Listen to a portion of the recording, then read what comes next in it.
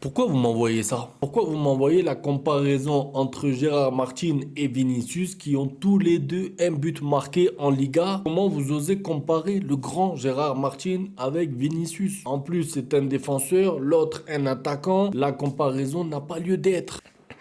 Ah là là, c'est dur. Vinicius, un but. Mais bon, il nous a dit qu'il allait faire 10 fois plus après le ballon d'or perdu, donc faisons-lui confiance. Les gars, j'espère que vous allez tous bien. Petite vidéo réponse à vos questions suite à la victoire, suite au récital du Barça hier. Et en plus de ça, j'ai décidé de retenir deux petites choses sur l'actualité qui ne me plaisent pas trop. On va dire ça comme ça. D'abord, ça, regardez Mateu Laos. Donc vous connaissez l'arbitre espagnol, enfin l'ex-arbitre parce que ça y est, c'est un retraité, mais il donne son avis en tant qu'expert, en tant que toutes les erreurs d'arbitrage qu'il a fait au cours de sa carrière pour se positionner maintenant à sa retraite en tant qu'expert, bon, il lui faut bien du travail. Il a dit pour moi, Elizondo n'aurait pas dû être expulsé contre le Barça.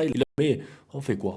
On change la règle juste quand elle bénéficie au Barça. Quand c'est contre Monaco en Ligue des Champions, on laisse la règle. Quand c'est contre le PSG en Ligue des Champions que tu mènes de 2 buts entre l'aller et le retour et qu'ensuite tu te fais éliminer, la règle est bien. Et quand c'est le Barça qui en bénéficie contre la Real Sociedad, non, il faut changer la règle, c'est pas normal. Bon là c'est Chiringuito, on peut considérer qu'ils sont soi-disant neutres, normalement en tout cas. Et en fait moi ce qui me dérange c'est qu'ils essayent de déstabiliser Lamine Yamal, de faire en sorte que Lamine Yamal force son jeu. Parce que oui, on va pas se mentir, Lamine Yamal a 17 ans, il lit la presse, il lit Twitter, il lit les médias, il lit tout et c'est normal. Et quand tu vois des articles comme ça, si tu es un joueur de foot de 25, de 28 ans, c'est pas grave, tu prêtes pas attention. Si tu as 17 ans, peut-être que tu vas dire quoi? Ah ouais, ben je vais essayer de marquer au prochain match pour qu'ils arrêtent leur décompte parce que compter les jours, c'est malhonnête. C'est malhonnête parce que compter les jours ou les matchs de Lamine Yamal sans but, c'est malhonnête parce qu'il réussit des matchs.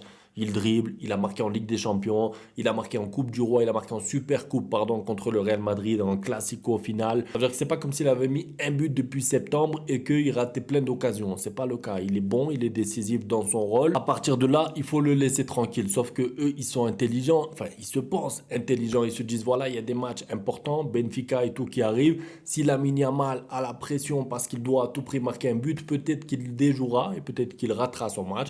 Je voulais parler de ça un petit peu. Première question, un Salah ou Kimmich tu prends au mercato? Alors tu sais quoi, moi j'aurais dit oui largement il y a 2 ans. Oui bien sûr il est fort à tout prix. Là, Salah je le prends pas. Mais je vais expliquer pourquoi. Pas parce qu'il est mauvais. C'est l'un des meilleurs joueurs du monde cette année, il n'y a pas de problème. En fait ce qui se passe c'est qu'il joue à droite. Lamine Yamal joue à droite aussi. Donc comment vous faites? Vous n'allez pas me dire non Lamine Yamal c'est pas grave on le met remplaçant. Il est jeune et on verra dans 2 ans, 3 ans s'il joue. Non. Et Salah il a encore 2, 3 ans dans les jambes aussi. Donc en fait on se retrouve avec un problème. C'est que deux top joueurs, deux top 10 mondial, on va dire les termes clairement. Lamine Yamal est un top 10 cette année. Et Salah aussi. Donc on va pas mettre un des deux joueurs sur le banc et le but c'est pas de commencer à créer des systèmes.